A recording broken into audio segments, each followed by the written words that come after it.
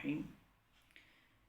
الحمدللہ، آج سے ہم زکوٰۃ کے متعلق چند مسائل بیان کریں گے۔ آپ حضرات توجہ سے سماعت فرمائیں، انشاءاللہ بہت سارے مسائل سیکھنے کا موقع ملے گا۔ یاد رکھیں، زکوٰۃ یہ اسلام کا بنیادی رکن ہے اور فرض ہے۔ زکوٰۃ کا منکر دائرہ اسلام سے خارج ہو جاتا ہے، اور جس پہ زکوٰۃ فرض ہے وہ اگر نہیں ادا کرے گا تو وہ فاسق و فاجر اور مردود الشہادت ہو جاتا ہے، یعنی اس کی گواہی بھی قبول نہیں اسلام میں، اور وہ جہنم کا مستحق قرار پاتا ہے۔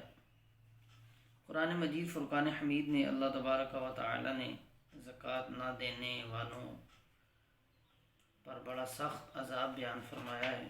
چنانچہ قرآن پاک میں سورہ توبہ میں ارشاد ہوتا ہے، والذین یکنزون الذہب والفضة ولا ينفقونها في سبیل اللہ فبشرهم بعذاب علیم، کہ جو لوگ سونا اور چاندی جمع کرتے ہیں اور ولا ينفقونها اسے اللہ کی راہ میں خرچ نہیں کرتے،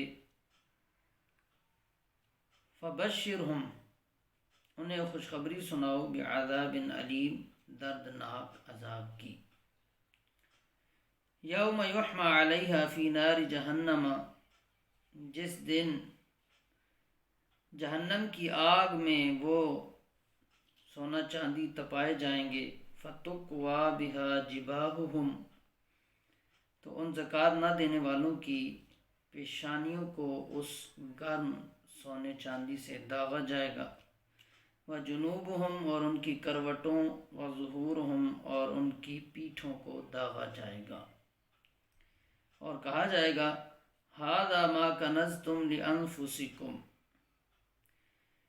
کہ یہ وہ ہے جو تم نے اپنے لیے جمع کیا تھا، فذوقوا ما کنتم تکنزون، تو جو تم جمع کرتے تھے اس کا مزہ چکھو۔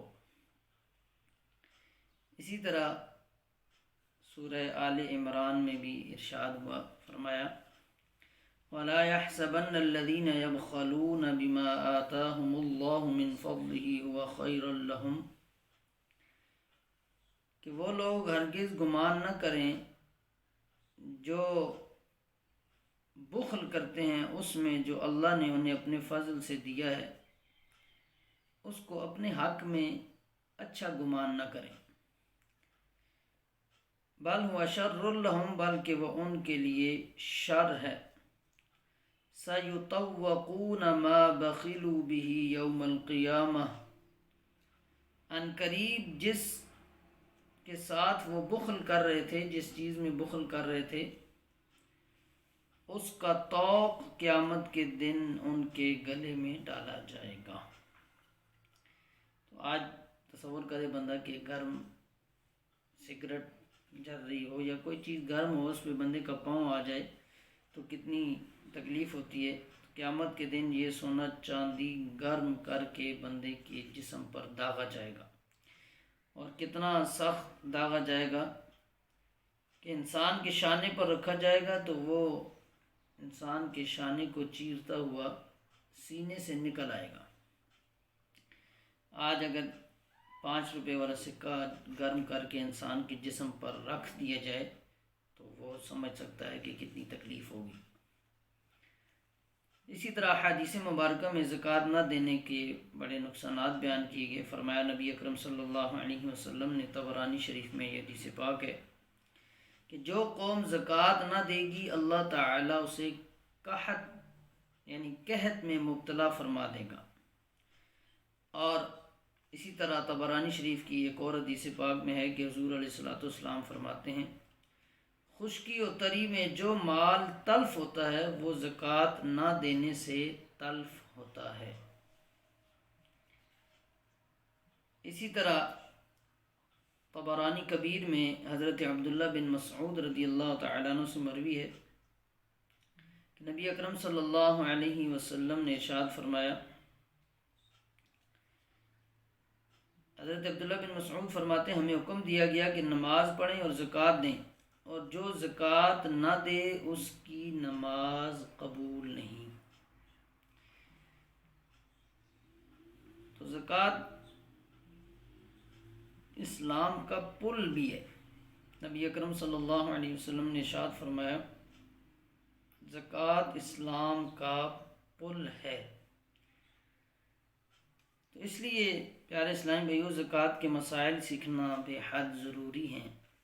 بعض لوگوں پر زکوٰۃ فرض ہو جاتی ہے، وہ سمجھتے ہیں شاید ہم پر زکوٰۃ فرض ہی نہیں ہے، ہمارے پاس تو اتنا مال ہی نہیں ہے، اتنا سونا چاندی نہیں ہے، بہت ساری غلط فہمیوں کا شکار ہوتے ہیں۔ تو آج ہم کوشش کریں گے انشاءاللہ وہ چیزیں بیان کر دیں کہ ہمیں پتہ لگ جائے کہ زکوٰۃ کس طرح فرض ہو جاتی ہے۔ یاد رکھیں زکوٰۃ فرض ہونے کی چند شرائط ہیں، نہایت توجہ کے ساتھ سنیں۔ پہلی شرط یہ ہے کہ مسلمان ہو۔ تو ظاہری بات ہے مسلمان پر زکوٰۃ فرض ہے، غیر مسلم پر فرض نہیں ہے۔ نمبر 2، بالغ ہو، یعنی چھوٹا بچہ ہے، اگر وہ کروڑوں روپے کا بھی مالک ہو، آپ کہیں گے وہ کیسے ہو گیا مالک؟ تو بعض کا اس کا والد فوت ہو گیا یا کوئی رشتہ دار فوت ہو گیا، اس کو وراثت میں مال مل گیا یا ویسے کسی نے اس کو گفٹ دے دیا، تو اگر وہ کروڑوں روپیوں کا بھی مالک ہو، نابالغ ہے، تو اس پہ زکوٰۃ فرض نہیں ہے۔